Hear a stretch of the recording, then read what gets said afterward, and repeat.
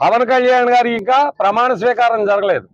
Party అధికారికంగా ప్రమాణ స్వీకారం చేయకుండానే గుళ్ళు కోసం దెబ్బలాడుకునేటువంటి దుర్భిక్షమైనటువంటి పరిస్థితి ఈ యొక్క మండలంలో, ఈ తాటిపత్తి గ్రామంలో వచ్చిందని సవినయంగా మీకు ఈ యొక్క నియోజకవర్గ ప్రజలందరికీ కూడా సవినయంగా తెలియజేస్తూ ఉన్నాం. మన వర్మ గారి మీద రాత్రి వనుపూడిలో జరిగినటువంటి దాడి కూడా ఇదే విధంగా జనసేనలో కొంతమంది వ్యక్తులు కలిసి ఇందులోనే గ్రూపుల కింద చేరి ఈ విధంగా కష్టపడి పనిచేసినటువంటి వాళ్ళ మీద తెరబడ్డం, వాళ్ళని కొట్టడం, వాళ్ళ యొక్క దుశ్చర్య దమనకాండని అంతా కూడా చూస్తూ ఉన్నారు.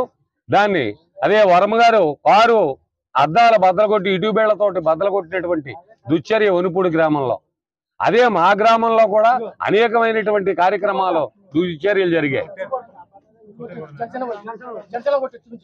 ఇప్పుడు ఇదే పొద్దుట ఇక్కడ కూర్చొని కమిటీ తాళాలు ఇస్తున్నారని నిన్న చెప్పడం జరిగింది. దానికి ఏ విధంగా జరుగుతుంది, ఏం చేద్దామని మేము ఇక్కడ సామరస్యంగా శాంతిపూర్వక కొట్టడం జరిగింది. అందుచేత ఏలినటువంటి వారు తక్షణం ఆ తాళాలు ఒకళ్ళ అధీనంలో కాకుండా ఈ గ్రామ కమిటీ తేల్చుకుని పెద్దల సమక్షంలో వాళ్ళు ఒక 10 మంది వీళ్ళు 10 మంది చేసుకుని, ఎందుచేతంటే మేము ఉమ్మడిగా పనిచేసాం. మేము జనసేన పవన్ కళ్యాణ్కి 100కి 150% ఓట్లు వేసాం. ఈ ఏళ్ళ మమ్మల్ని కాదని చేసేది ఏమీ ఉండకూడదు.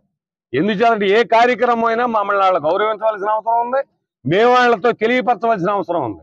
అందుచేత ఈ దుశ్చర్యని దమనకాండని ఈ విధంగా జరిగింది కనుక ఇది మేము ప్రభుత్వం వారి దృష్టికి, ప్రజల దృష్టికి కూడా తీసుకెళ్ళడం జరుగుతుంది. అంతవరకు కూడా ప్రభుత్వం వారి అధీనంలో కానీ ఇక్కడ ఉన్నటువంటి గ్రామ పెద్దలు ఎవరైనా ఏ పురోహితుడి యొక్క ఆ ఆధ్వర్యంలో ఉన్నా మాకేం అభ్యంతరం లేదు. ఎస్ఐ గారి ఆధ్వర్యంలో స్టేషన్లో ఉండేవాడి తాళాలు అవి తేలిన తర్వాత అప్పుడు ద్వారం ఓపెన్ చేయడం, అప్పుడు కార్యక్రమాలు జరగడం జరుగుతుంది.